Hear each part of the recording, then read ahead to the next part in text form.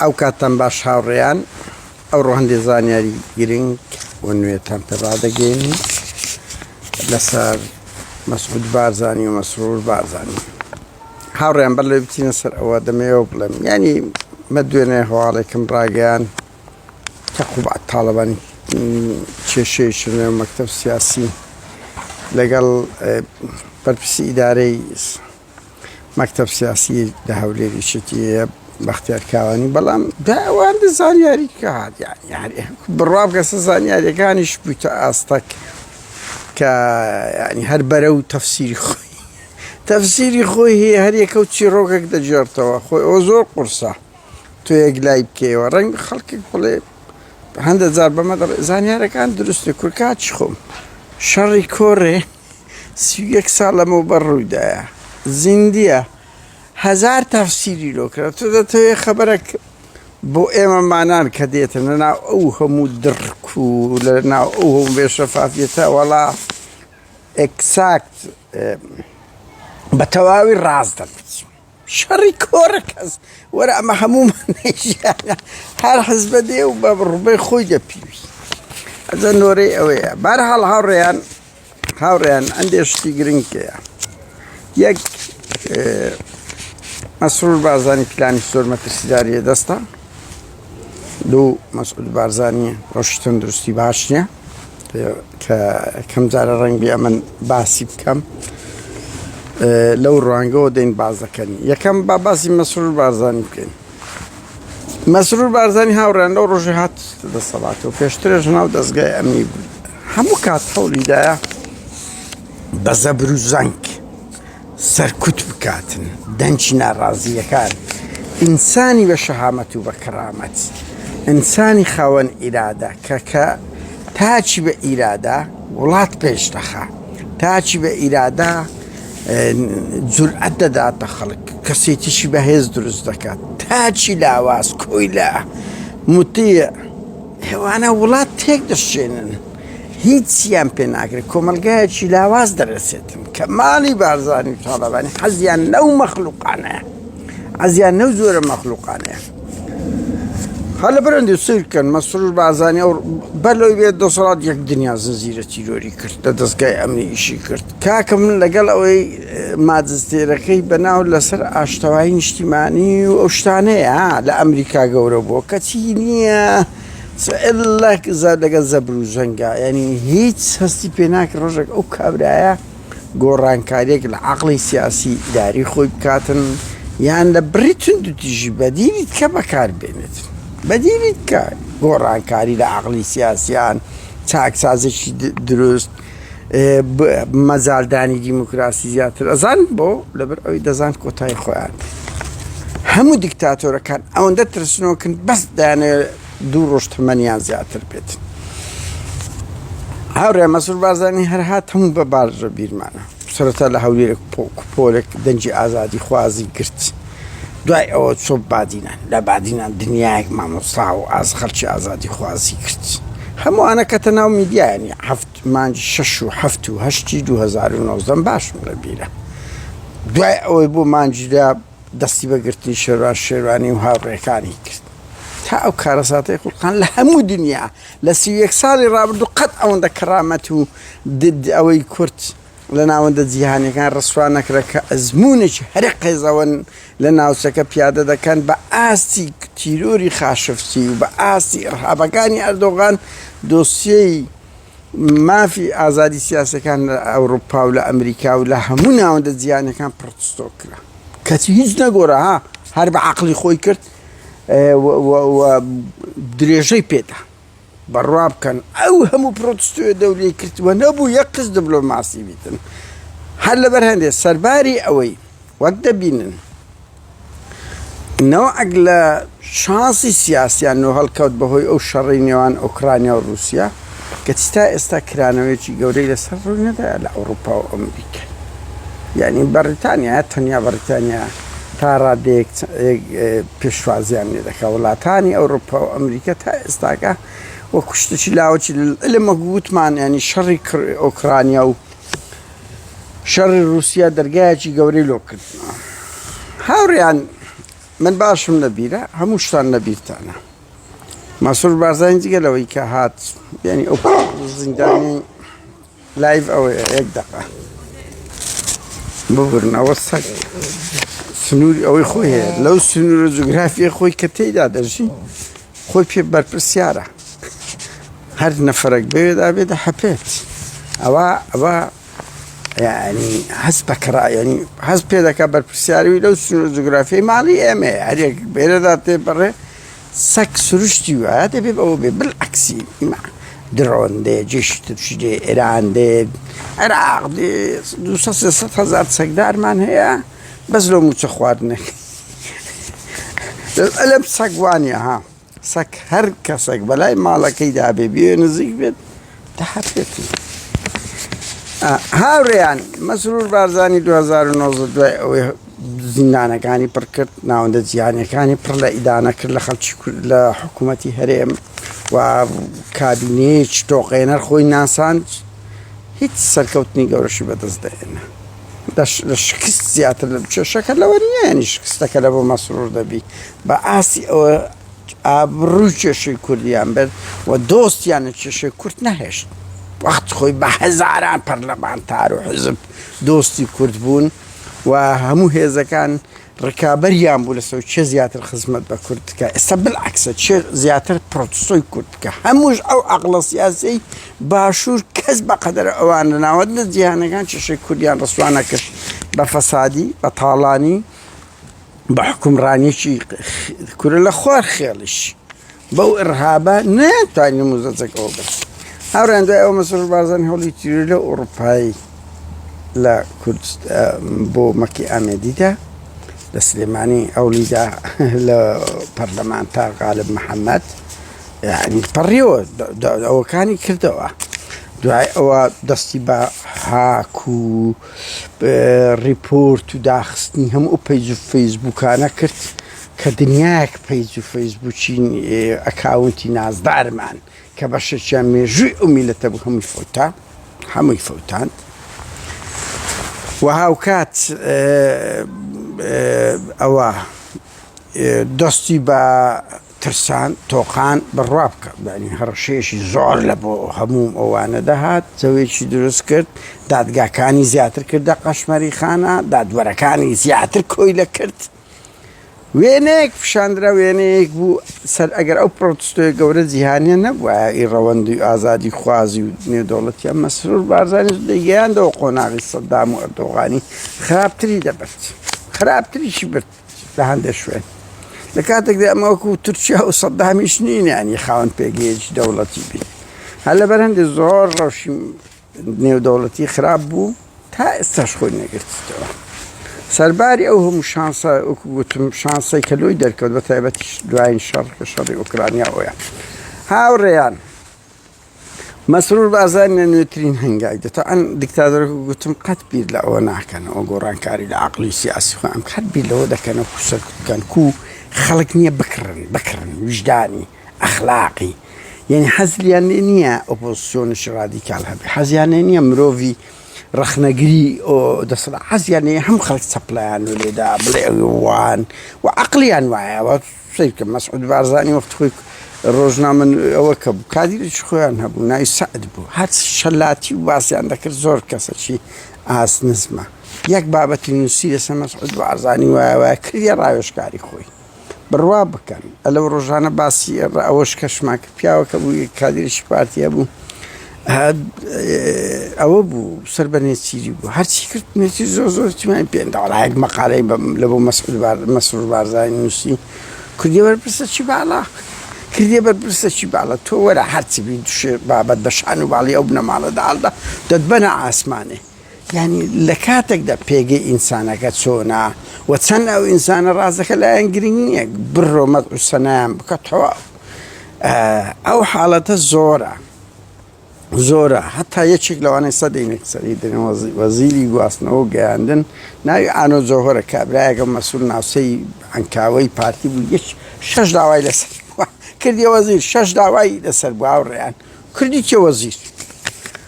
وەزیری گواستنەوە گەیاندنی شەکلە فەزاعەتەکان چێ بە زمانی ئینگلیزی و عەرەبی کۆمەڵێک مەترسەنای ماڵی بارزانی کردو کردیکە وەزیر گواستنەوە گەیاندن پیلانەکەی مەسرور بارزانی سیاوڕیان پیلانەکەی ئەوەیە ئێستاکە بەگەر ئەنجومەنی دادوەری بەرنامەیەکیان دەستا ئەوەی نووسیتیان بڵاویان کردۆشتش خراپ نییە یعنی هەمومان تەئیدیۆ دەکەین کۆمەڵک دیادەی قێزەوە ناو کۆمەلگای کوردی هەیە ئەگەر ئەوان بتوانن ئەنجومەنی دادوەری و وەزارەتی گواستنەوە گەیاندن یعنی ئەو شتە قێزەوەنانی لەسەر مەسەرەی سێکس و کێشە و کۆمەڵایەتی دروست دەبێ ئەوە دەکەن زۆر باشە بیکەنە قانونەکو هەوڵ دەدەن سزای ئەو دەن بەس ئێمە دەیان لە پشتەوە ئاگادارین یەکێک لەو بەرنامانەی کە هەیەە وەکو چۆن یاسای دوی مۆبایلە دروستیان کرد تەنیا ڕۆژنامە نووسچارەگوانەکانیان پێ سزادا کەسکیان ئەوە دەبینن نەمەسئولەک سزادرا نەک دەوڵەمەندێک نەک عادی ژداری حزبیان کەسیان نەکرد تەنیا سە دوی مۆبایل دیتە 9 ساڵەی کە ئەو یاسایە دەرچوت دەیان ڕۆژنامە نووس بە ئەو یاسایە سزادرا و بەرتەسچی ئازادی سیاسی کە ئێستا مەسرور بارزانی هەمان شتی بە خراپتر لە دەستە کە دەوێ بە ناوی دەوڵەت و یاسا بە ناوی وەزارەتی گواستنەوە ئەنجومەنی دادوەری و پەیوەند هەوڵ دەدا ئەگە حکوومەتی عێراق ببینێت کە کەس نازانی بەرەو چێ دەڕوا بەڕاستی حکوومەتی عێراق چی لێ دێت چی دانێ ئەو پێگەی هەیەە بە تایبەتی وەزیری خارجیەکەیان فواد حوسێنی ملپان هاوڕێیان ئەو فواد حوسێن دڵنیا بن لەوەی یاریەکی سیاسی بکردو لە ڕوانگە نیشتیمانەکەی هەر نەقوڵا بچکەوە لە قەوامری مەسعود بارزانی دەرناچی گەمەیەکی سیاسی بود و ڕۆژکە دەبین بزان چۆن چارەسەر دەکرێتەوە بۆیە ئێستا هەوڵ دەدەن هاوڕێیان وەزارەتی گواستنەوە گەیاندن ئەنجومەنی دادوەری لەگەر حکوومەتی عێراق ئەگەر بتوانن فشار بخەنە سەر فەیسبوک بە تایبەتی و ئاپەکانی تکە کە ئەو دەنگە ناڕزایەتیانی لە ئەوروپا هەیە لە کوردستان سانسۆریان بکەن بە ناوی ئەوەی خەتەرن لەسەر ئەمنی قەومی بە ناوی ئەوەی ئەوانە کێشەی کۆمەڵایەتی و تەشیر بە ڕەمز و بە دادگا و بە یاسا دەکەن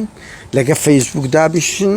و پێیان بڵێن کە دەنگەکانی ئەو دەنگە ناڕزایەتیەکانی ئەوروپا نەگاتەوە کوردستان ئەوە یەکێک لە پیلانەکانی تری مەسرور بارزانیە چکو بێت تاقەت بوو لە هاکردن لە مەسەڵەن داخستنی پەیجەکان هەرچی کرد فەیسبوک داخستە ماچینە ئیتۆبی ئیتۆب زاختیرێکردین ئاتینەوە فەیسبوک دەچینە تیکتۆک دەچینە تەلەگرام دەچینە نازانم چ دنیایەک شوێن هێست دەیەوێ هەر بە تەواوەتی ئەو دەنگانەی نەکەری ئێمە ئەو دەنگانەی کە زۆر لێ بێتاقەتە بە ناوی یاسا وەکو یاسای دوی مۆبایل بەکو وتمان عقوبەی بدا و بچی لەگە فەیسبوکدا بشی و فەیسبوک ئاپەشی زۆر ئەوەیە ها سەرسەریە فەوزایە و زۆر مشکلیانی شکایەت ئازە وەکو یوتۆب نییە و یعنی زوو دەکەویتە ژێر تەسیرەوە بە ناوی دەوڵەت و یاسا و ئەوانە دەتوانن پسی کەس بێ ئەوانە خەتەرن لەسەر ئەمنی قەومی هەر وڵاتاییان بۆ زانیاریکەن حکوومەتی هەرێم هیچ پێ ناکرێت حکوومەتێکی فەلا بەڵام حکوومەتی عێراق شەرعەتی زیاترە ئەتوانێ هەندێک شتێ بکەن بەداخەوە ئەو پیلانیان لە دەستە چەند سەردەگری ئەمە نازانم بەس ئەو پیلانە هەیە بەو ناوی ئەنجومەنی دادوەری بە ناوی وەزارەتی گواستنەوە گەیاندەوە ئانۆ جەوهەریان هەیە کۆیلەیەکە کە دەڵێم 6 داوای هەبووە بڕوا بکەن ڕێبواری هەڵدا هەیە ئەندامەش سەرکردایەتی پارتی مەسیحی هەیە وتوی وەرە یعنی پارتیە پارتی وتوی کەسیان نەدیتەوە ئەوەیە کردە وەزیری گواستنەوە گەیاندن کە لە قێزەوەترین کەسە لە ناو مەسیحیەکان 6 داوای یاسایی لەسەرە وەزیرە لێرە ئەوەی یەک شتی 20 ساڵ بەر لە وەزیریشی هەبی بنمونە بەرپرسیارەتی نادیمە بالعکسە مەسعود بارزانی دەیکات هاوڕێیان ئەو پیلانە خەتەرە لۆ چوێ بۆ ئەوەی ئەو دەنگە ناڕزایەتیە نەگاتەوە کوردستان کە تەنگی پێڵسنە ئەو ڕەوەندە کوردی ئەو دەنگە ئازاد و بێرەکان یەک و دوو نین ئەم دڵنیام بە 20 کە زیاتر دەبیت هەوڵی لێیە چەند سەردەگری ئەمە ناسانم بەس ئەو بەرنامەیان هەیە بێن لەگە فەیسبوک قسە بکەن و بڵێن با بەوانە خەتەرن لەسەر ئەمنی قەومی دەنجی من نەگاتەوە کوردستان بەلایکەم ئەو پیلانە ژەهراویەی هەیە هاوڕێیان خاڵە کەش بەسەوەی ئەوە بیت سیرکەین مەسرور بارزانی ئەومان لە بیست ئەوڕۆ 12 ڕۆژ لە ماگرتنی قارەمانانەی زیندانیانی بادینان تێدەپەڕەوێت کە هەر هەمویان بیسێک زیاتر نابزانم مافی ئازادبوونیان هەبی و حکمی یاسای جگە لەوەی بە نائەداڵەت ژیاینە یاساکان قانونەکان تۆمەتەکان یەکێک لەو تۆمەتانی ئاڕەسە زۆر بەیان کرایە کە دژی سوپای تورکیا جەنگاون ئەگەر لێ بگە ڕابای و دەمی کە خەڵک ڕاپەڕی دژی سوپای تورکیا ئەوە تورکیا ئەو هەموو کەڵەگایەی نەدەکرد ئەوە نیوەی خاچی کوردستانی داگیر نەدەکرد کەسێمی خستە زیندان بەتابەتی شیلات زێەوە پەنجەی دەستەکانیان بشکاندن و بەشەیان بە درۆن بە سیخوڕی ژووری ئۆپەراسیۆنی هاوبەش میت و دەستگای هەواڵگەری پارتی پاراستن پێکەوە لە ناو بردن و بە سەدان گەنجی شیلات زێیان دەربەدەر کرد لەبەر ئەوی شارۆچکەیەکی پڕ لە ئەوە بوو و هەموو چالاکوان و دەنگە بێرەکانی بادینانیان خستیتە زیندان وەکو بۆ خۆتان دەبینن ئێستا حکمی یاسایەکەیان تاو بۆ بەریان نادا هەر بەعەنتەریان بەریان نادا جگە لە شێروانی کە دوسێ مانجیمەیە هەر هەمیان ئەوە بە پێی زانیاریەکانی ئێمە دەبی ئازاد بکرێن زەختەچی هەیە نازانین چەند سەر دەکرێت سەرشۆڕش لێرە لە بۆ کاوە فەتحی بابانە سەرۆکی ئەنجومەنی داواگاری گشتیە کە هیچ ئەوە نییە باشم تێناگەم ینی ئەنجومەنی دادوەری گشتی داواکاری گشتی بۆ چه هەیە ئەگەر دیفاع لە خەڵکێک نەکاتن کە جگە لەوەی بە نائەداڵەت گیرایە حکمیش تەواو کردیە بەر ناترێ خەڵک ئەو پەڕی تاوانی بەسەر دەکرد کاوە فەتحی بابانە تۆ چای کە لە سەرەوەی ئازاد خۆش نابی پێشووتر ئێوەمانان یعنی بە جدی لاپەڕەیەکی پڕ لە شەرمەزە کاکە مەیکە بە قوربان مەڵێ هیچم پێکردنە پێت ناکرێ بڕۆ دانیشە لە ماڵ دانیشە نەک بەشداربی لەو تاوان و تیرۆر و ئەوەی تر ئەو پیلانەیان هەیە کە یاسا دادگاکانشیان کردە قەشمەری خانە و ئەوان دەوڵەتن میزاج دەوڵەتن نە حکوومەت ئێستا بابا بە هەموو دەوڵەتە بەو تورکیای فاشیەی بەوە سەدامە فاشیەی هەردووشیان بەڵام ڕێزیان لە یاسا دەگرت ڕێز دەگرن 30 ساڵیان حکوم دەکردی دوای بەریان دەدای ئێعدامیان دەکردی بەڵام شتەکانیان دەدایەوە و مەیتەکانیان دەدایەوە کاچی منەوە دەتکوژی مەیتت ناداتەوە لە بەلاش علاش بە 20 ساڵ دەدایەوەتە ژۆرێ بەری بەهەرحاڵ ئیتر ئەو پیلانە قێزەوەنەش هەیە لە گۆڕێ هەر لەبەر هەندێک ئەو ماگرتنە بەردەوامیە هاوڕێیان دوایین خاڵ نەخۆشی مەسعود بارزانیتان پێ بڵێن مەسعود بارزانی بڕۆن سەیری ئەو ڤیدیۆی ئاخیری بکە تا ئەنمایەکی زۆرە مەسعود بارزانی دەرناکەی لە نزیکەوە لەوەی بارزانیەکانیشە لە دووڕا دەرکەوت کامیرە بڕۆن سیرکن قەت ناتوانین لە نزیکەوە پیشانی بدە لە دووڕە ئەوە یەک دوو ماسک دەمام کەس نمایە لە هەموو دنیا بەس بارزانی و پاسەوانەکانی مایە تا ئەن مەوزوعیش خۆپاراستن نییە لە کۆرۆنا نەنا مەوزوع مەسعود بارزانی تووشی نەخۆشی پدوو بووە ددانەکانی تاقم وەرگە ناگری ئەگە ناخۆ تا 2 ملیۆن دۆلاریش کرد 10 ملیۆن دۆلاریش لە پدووی ددانی خۆی دەدا لە ددانی دانشی جوانی هەبیتن بەس ئەڵێن استجابەی نییە تووشی پدوو بووە نەخۆشی پدوو ئیتران تا تەفسیرە من ئەوەندەی بە دواتچنم کرد ئەگەر هەیە سوکەریەکی بەهێزیەبی بۆیە پدوەکانی ئەوە ناکە یان ئەو نەخۆشی پدوو ئەو حاڵەتی پدووی لە ددانی بە تایبەتی سەیری ددانی کەن پێشەوەی ددانەکانی نەمایە من نازانم بە پێی ئەو تەفسیرەی هەیە و بە پێی ئەو زانیاری بە دواتچوونانەی لە دەڤەری بارزان دەگاتەوە ئەوە لە دۆیە هەمووتان دیتان لە دوایین ڤیدیۆ بڕۆ سەیری بکەنەوە ئەمن لە کۆمنت شەوڵ دەمدابنێم مەسعود بارزانی ددانی نمایە پێشەوە تا ئەگەر یەک ڕێگە هەبوایە خۆی وا پیشان نەدەدا هەر لە بەرەندەی کامیرە بە دووری پیشان دەدا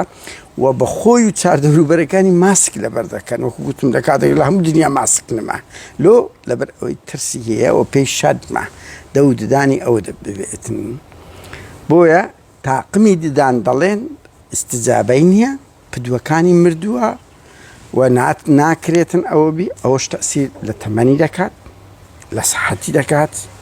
و لە ئەحسابی دەکاتن و حتى دەموچاوی گۆڕانکاری بەسەرات دەبێ بڵێن ینی مەسعود بارزانی پێشترێش دەنگۆیش زۆر بەهێسە بوو کە نەخۆشی جلدی پێستی هەیە بەڵام ئێستا کە ددانەکانی دەڵێن هەموو کەتیە و تاقمی ددانیش لە بۆی ناگونجێ بۆیە ئەوە ئەتوکەنانت پێ نەخورێ ئیتر دەبی شیر و سۆپە و ئەو شتە سادانە بخۆیەوە و کە نەتوانی خواردنی باش بجوی و ئەوە بیتر تەسیرە کاریگەری تەندروستی دەکاتنەوە تەسیرە تەمەنت دەکات چەندە گەنا کابراایەکە زۆر خۆی خۆش دەوێت سێ سەعات ڕۆژانە ڕاضی دەکە بۆ زانیاری تا مەسعود بارزانی یاسە دەکاتن و تەمرین دەکات و مەلەوانی دەکاتن زۆر حەزی بە ژیانە بەڵام تووشی ئەو پدووە بووە حاڵەتی زۆر خراپە لەبەر ئەوی هاوڕێن نانت پێ نەخورێت جوان خواردنی باشت پێ نەخورێ پێت نەجوێ مائیدەت ئازاردا ئەوە دکتۆر شتەکانی ئەوانێ بواری تەندروستی ئەو بنە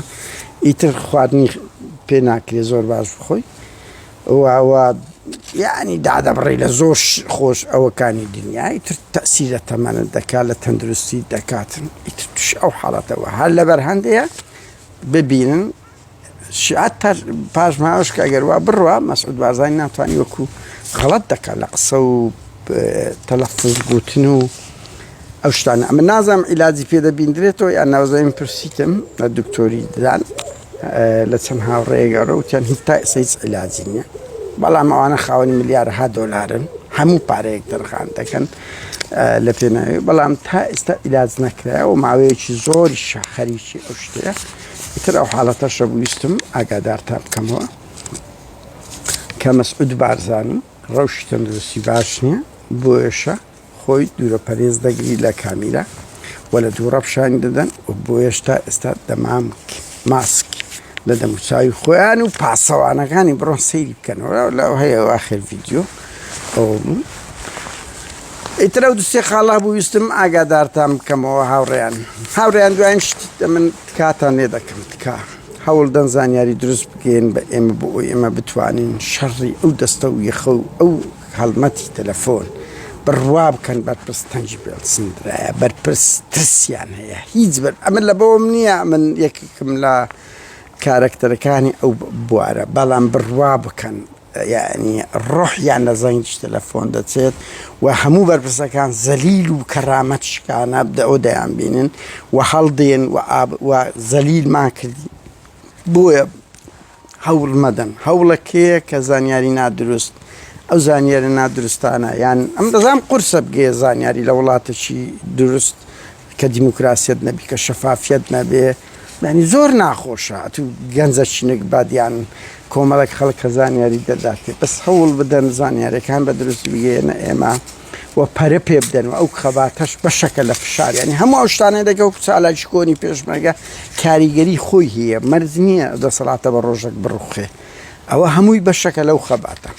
هاوڕێیان هەرویستم ئەوتان پێ بڵێم یەک ڕەوشی تەندروستی بارزانی ڕۆژ بە ڕۆژ بەرەو خراپیان توش مەسرور بارزانی ئەو پیلانە زەهەنەمەی هەیە